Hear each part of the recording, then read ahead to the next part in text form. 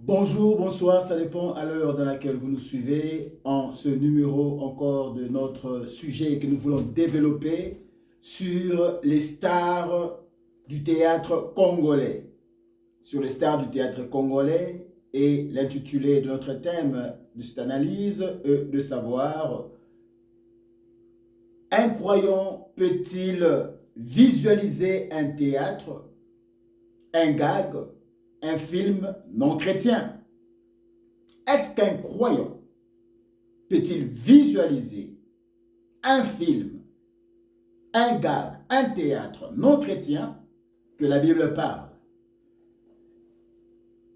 Et comme nous le savons bien, la plupart de ces stars, comme Sila Bissalou, Jérémy Chabani, Bellevue et tant d'autres que je pourrais citer, sont les stars congolaises qui évoluent dans le théâtre.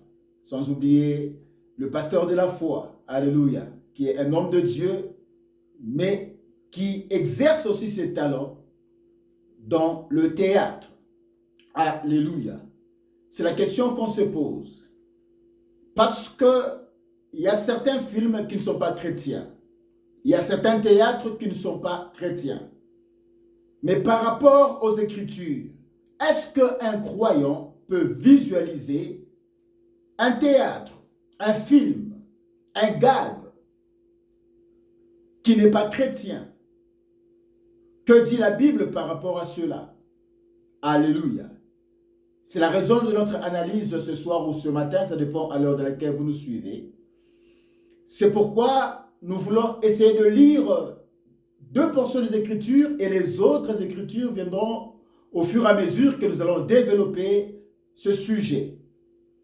Notre premier passage, c'est dans Éphésiens chapitre 5, 4 et puis Proverbes 26, 18, 19. Éphésiens chapitre 4, versets 5, 4 à 5. Nous lisons au nom du Seigneur.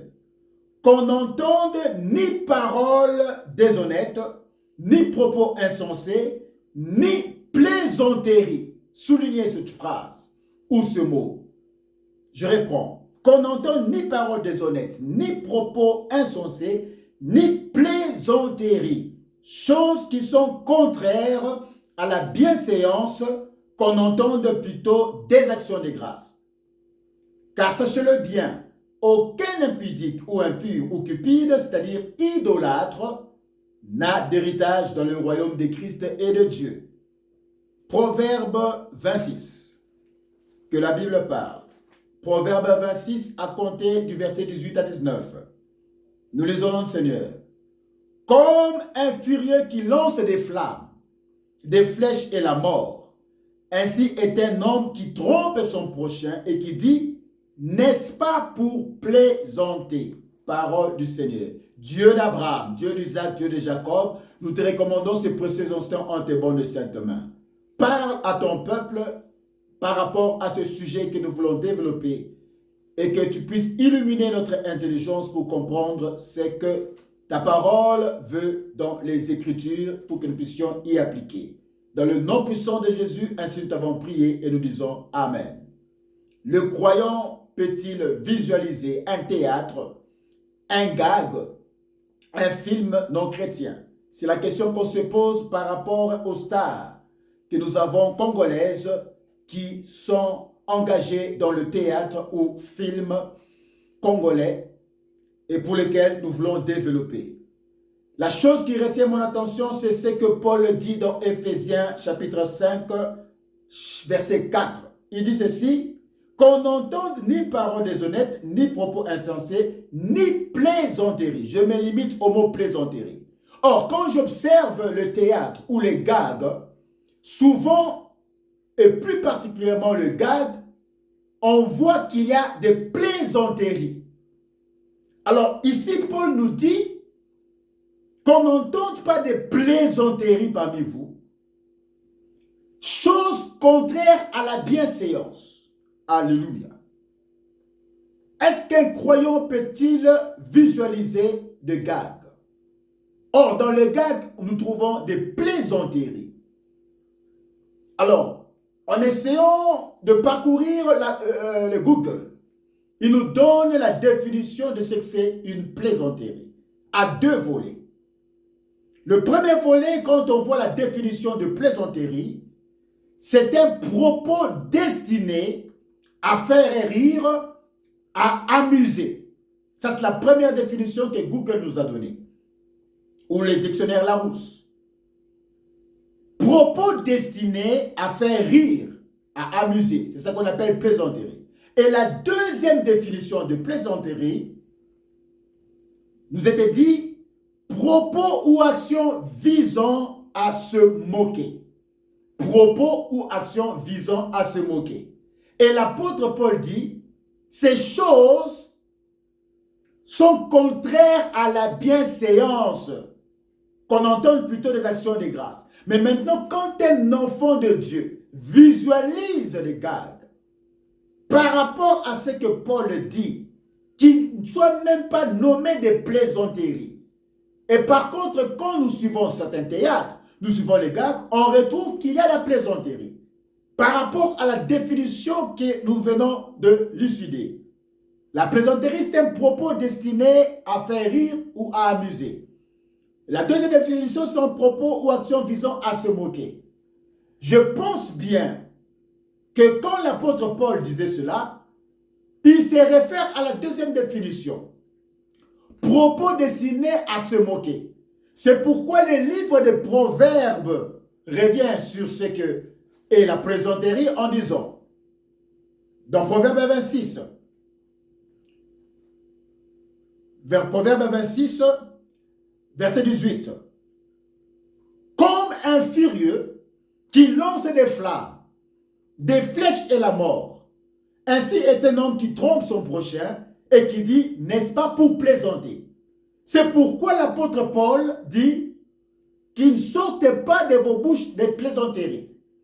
Parce que derrière la plaisanterie, il y a des vérités qui sont émises.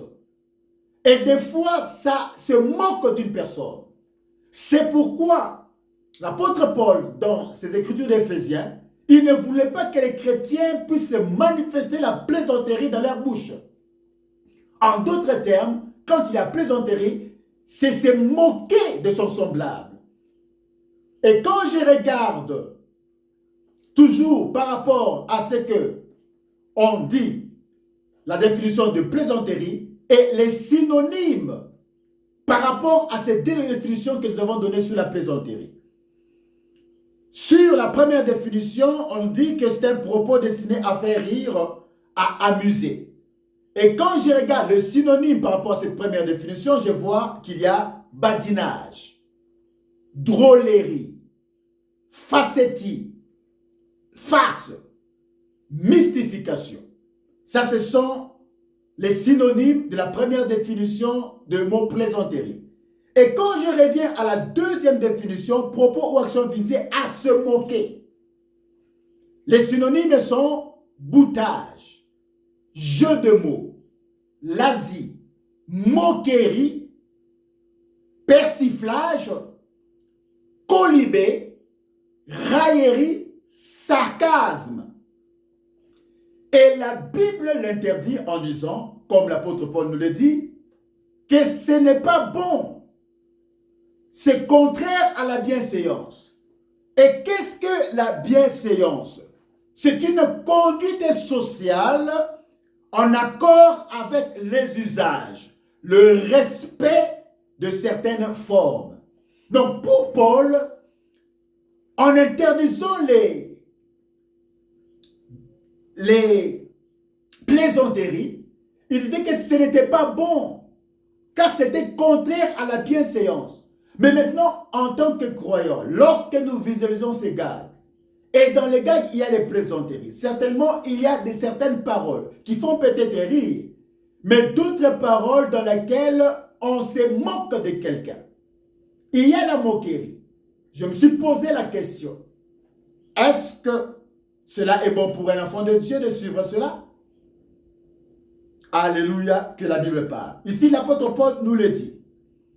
C'est pourquoi ça a attiré mon attention et ça a donné matière à réflexion pour savoir Si on peut suivre les gags, on peut suivre les comédies au travers des théâtres que la Bible parle. Voilà pourquoi nous voulons encore lire deux portions des Écritures. Le premier passage, c'est dans 1 Corinthiens 6, verset 12. 1 Corinthiens 6, verset 12. 1 Corinthiens 6, verset 12. Et puis le deuxième passage, ça sera dans Romains 14, verset 14. 1 Corinthiens 6, verset 12. La Bible dit, « Tout m'est permis, mais tout n'est pas utile. Tout m'est permis, mais je ne me laisserai asservir par quoi que ce soit. » Romains 14, verset 14. Romains 14, verset 14. Romains 14, verset 14. « Je sais et je suis persuadé par le Seigneur Jésus que rien n'est impur en soi et qu'une chose n'est impure que pour celui qui la croit impure. » Verset 18. « Celui qui sert Christ de cette manière est agréable à Dieu et approuvé des hommes. Ainsi donc, recherchons ceux qui contribuent à la paix et à l'édification mutuelle. Pour un aliment ne détruit pas l'œuvre de Dieu. À la vérité, toutes choses sont pures. Mais il est mal à l'homme quand il mange de devenir une pierre d'achoppement. Il est bien de ne pas manger de viande, de ne pas boire de vin et de s'abstenir de ce qui peut être pour ton frère une occasion de chute, de scandale ou de faiblesse. Cette foi que tu as, garde-la pour toi devant Dieu. Heureux celui qui ne se condamne pas lui-même dans ce qu'il approuve.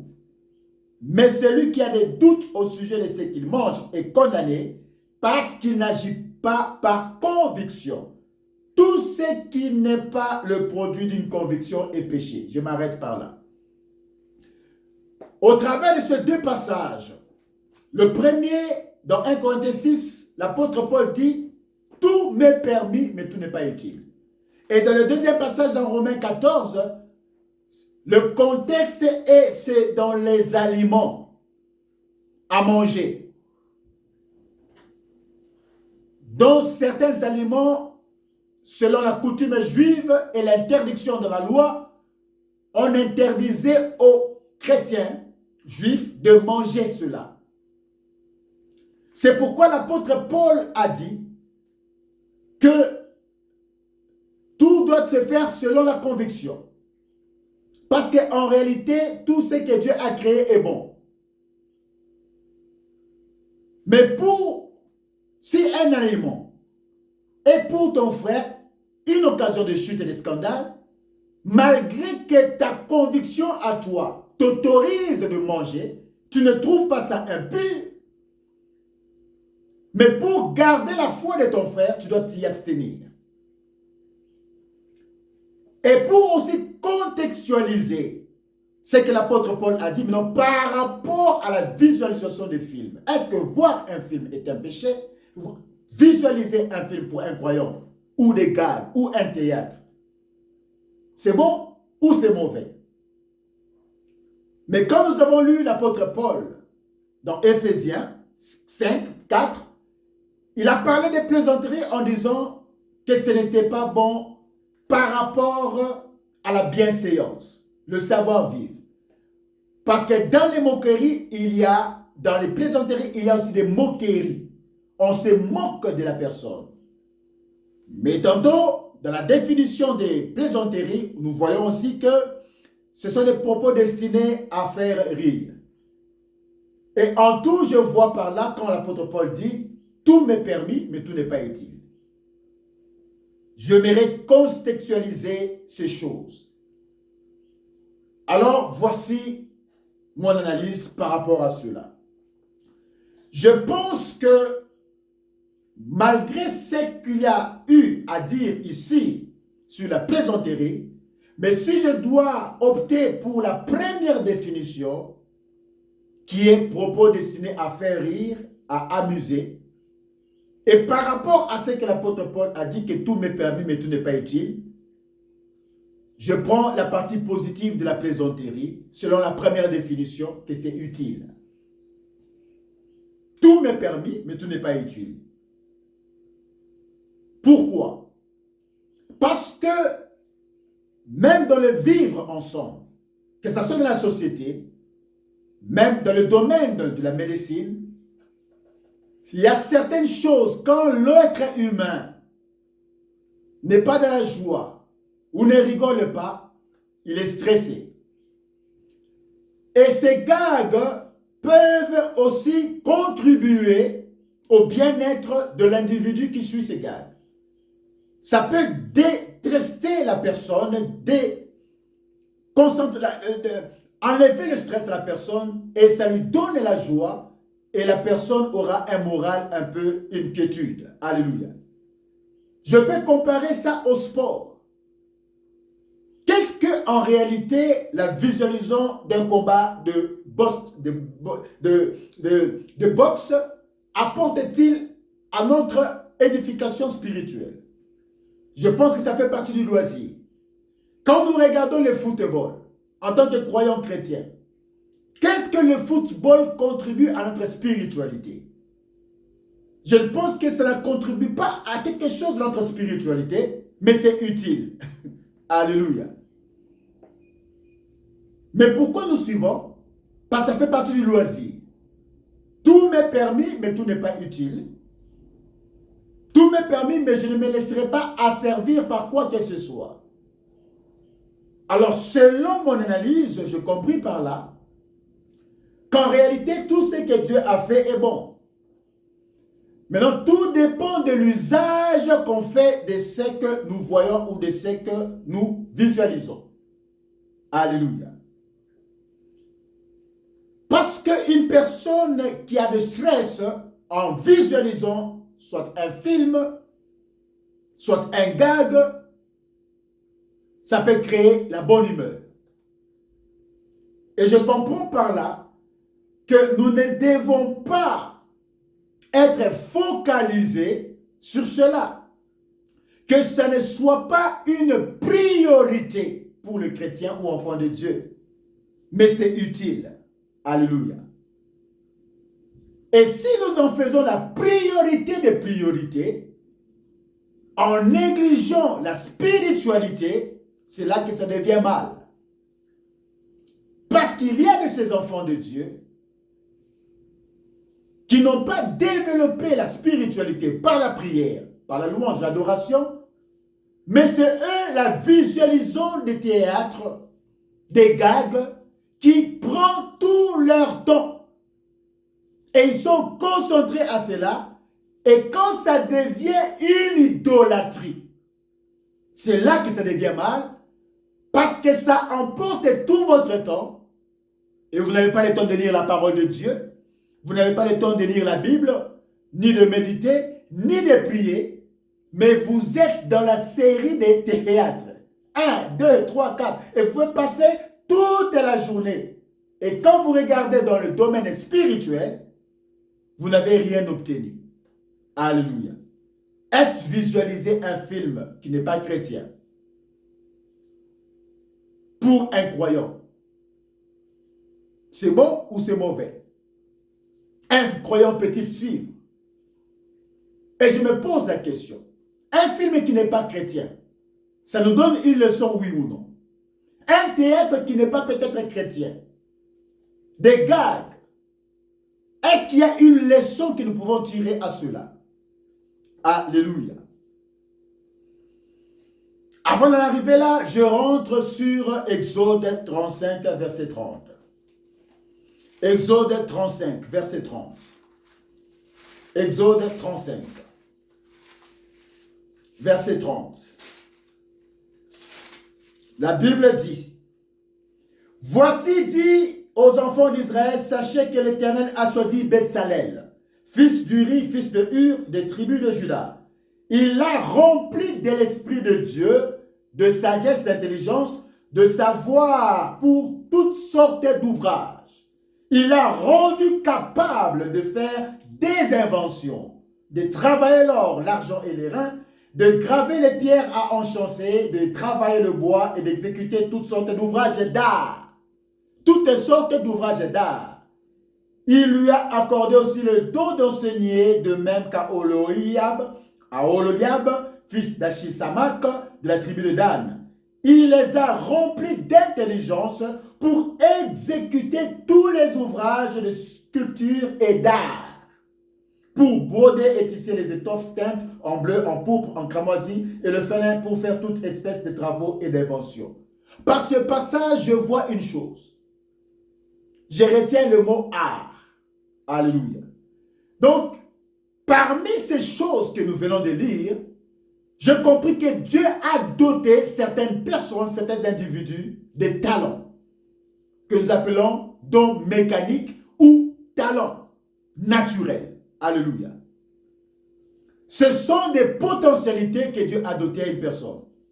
Et quand je regarde ces stars du théâtre congolais, les uns sont allés à l'INA, les autres n'ont pas fréquenté l'INA, mais c'est quelque chose d'inné. L'art est dans leur nature. Voilà pourquoi lorsqu'ils présentent une pièce, un théâtre, ça fait partie de l'art. Et ça peut faire partie des talents mécaniques, dons mécaniques ou talents naturels que Dieu a dotés à quelqu'un. Alléluia. Et je ne pense pas qu'un talent que Dieu a doté, que ce soit naturel à quelqu'un, n'a pas d'utilité. C'est utile. Parce que toutes les choses que Dieu dote à quelqu'un, c'est pour une utilité. Et ces acteurs qui sont engagés dans l'art, soit du théâtre, du film, ils ont une certaine potentialité que Dieu les a dotés, différents des autres. Et c'est pourquoi ces personnes brillent. Quand je regarde par exemple Sila Bissau, cette actrice, on l'appelle souvent Pombaya Sen. Elle peut prendre quelqu'un qui n'a pas fait le théâtre, tel que l'a pris le pasteur Henri Papa, un musicien, mais elle l'a fait jouer dans une pièce. C'est de l'art. Alléluia. Elle a pris encore une autre personne, tonton Jaco, un journaliste, un présentateur d'émission de surcroît, qui n'a jamais joué au théâtre, mais elle l'a prise pour le mettre dans une scène. C'est pourquoi on l'appelle Pombaya Sen. Alléluia. Donc ça fait partie des talents naturels que Dieu a dotés à cette personne pour faire. Je regarde aussi l'actrice Bellevue. Elle a aussi des potentialités, que ce soit Jérémie Chabani et les autres, qui sont tant d'autres. Alléluia. Donc ce sont des potentialités que Dieu a placées en ces acteurs pour de l'art. C'est quand même utile. Alléluia. C'est pourquoi la question qu'on se pose, est-ce qu'un chrétien peut-il visualiser un théâtre, un gag, un film non chrétien? À des fois, tous ces théâtres, tous ces films ne sont pas peut-être chrétiens.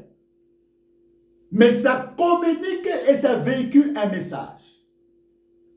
C'est pourquoi nous lisons dans 1 Corinthiens 11, 14. 1 Corinthiens 11, 14.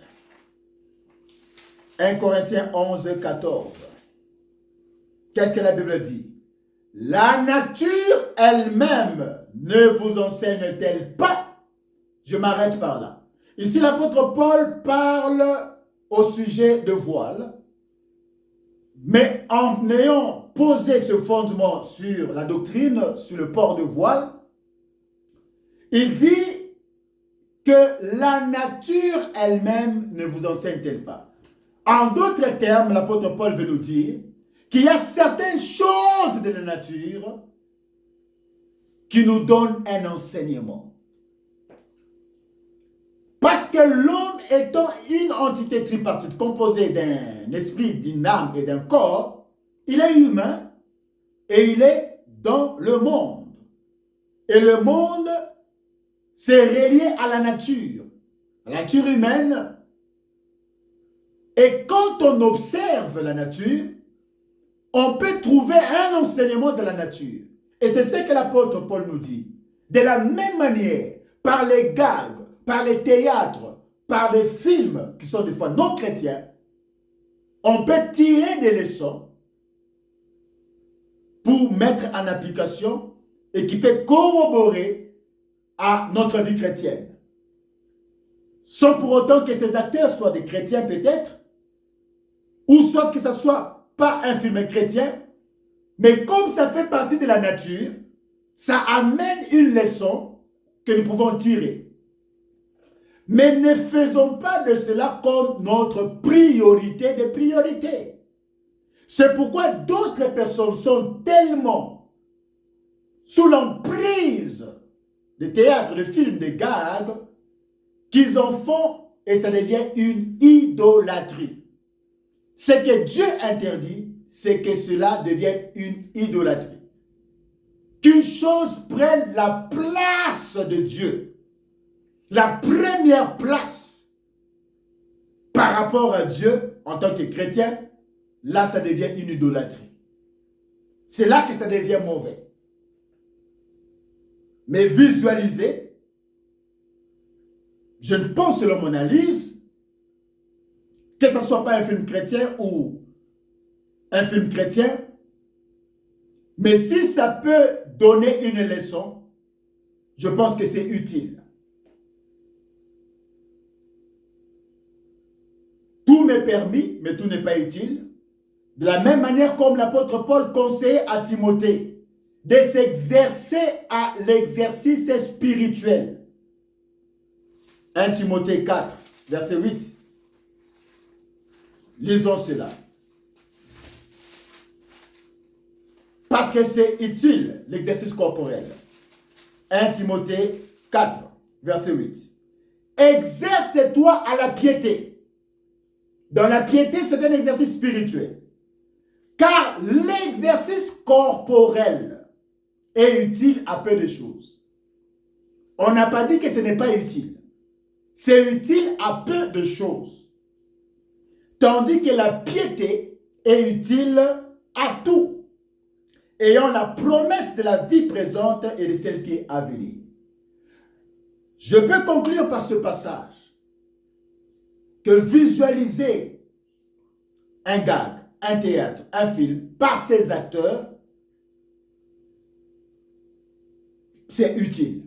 Et ça peut être utile, mais à peu de choses par rapport à la piété qui est l'exercice spirituel. Donc ça a une utilité, ça peut nous donner des leçons de sagesse, ça peut communiquer un message et en tirer des leçons. Mais que nous ne prenions pas cela pour mettre ça en premier lieu. Alléluia.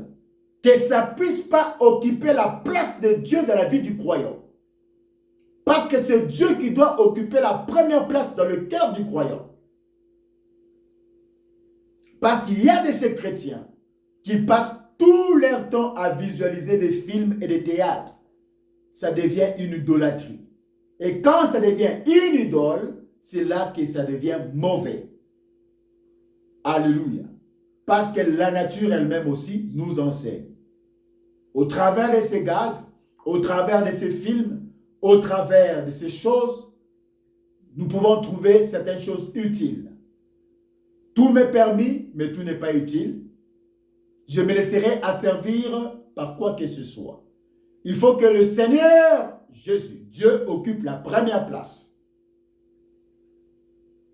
Si Dieu a suscité des talents naturels à ces stars de comédie, de théâtre, soit congolais, parce que je parle de théâtre, des stars congolaises, c'est utile. Parce que ça peut amener le bien-être. Ça peut déstresser une personne. Mais n'en faisons pas une idolâtrie. En passant, je salue les Abakouk, les familles Lubota et tous les autres. Quelle que soit leur polémique, mais l'important c'est que le Seigneur Jésus soit au centre de la vie du croyant. Quand une chose commence à prendre la place de Dieu, ça devient une idolâtrie et c'est là que ça devient mal. Voilà mon analyse. Et si Dieu a donné des talents naturels à ces stars, c'est pour une utilité. C'est utile. Alléluia. Donc, un chrétien peut-il visualiser un film, un gag, un théâtre non chrétien par rapport à la Bible, que la Bible parle? En contextualisant tout ce qui a été dit ici, dans la parole, je compris que tout ce que nous faisons qui n'est pas fruit de conviction est péché. Si pour vous, cela n'est pas un péché, vous pouvez visualiser parce que vous tirez une leçon dedans. Alléluia. Mais que ça ne prenne pas la première place dans votre cœur.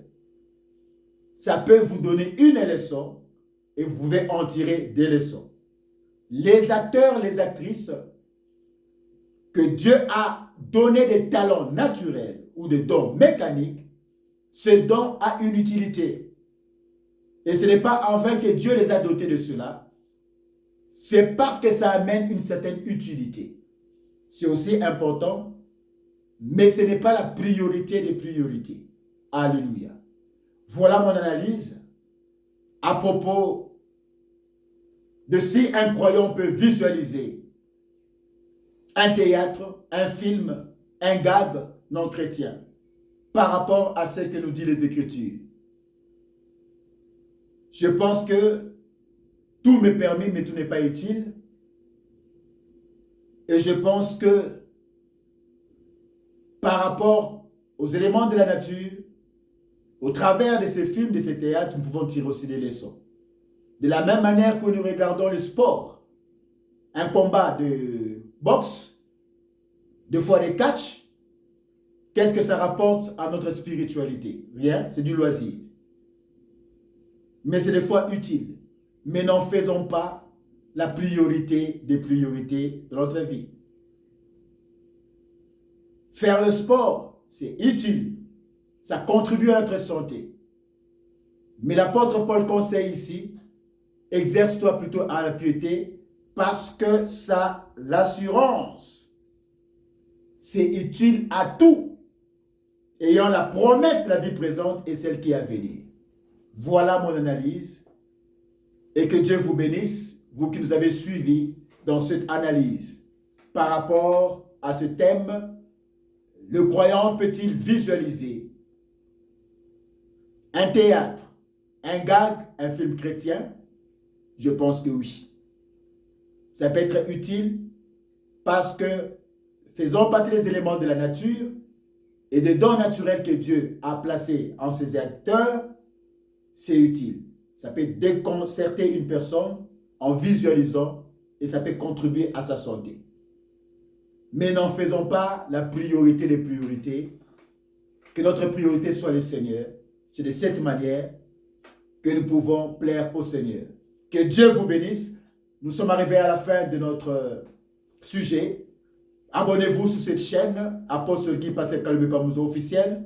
Partagez, commentez. Partagez le lien et faites participer cela à d'autres personnes pour augmenter l'algorithme de notre chaîne. D'ici là, portez-vous bien. On se retrouve à la prochaine occasion. Nous prions. Dieu d'Abraham, Dieu d'Isaac, Dieu de Jacob, nous te disons merci, car tu nous as parlé au travers de cette analyse et de ce sujet, et que notre lanterne a été éclairée. Dans le nom de Jésus, nous t'avons ainsi prié et nous disons Amen. Merci pour votre attention soutenue. On se retrouve à la prochaine occasion. Ciao.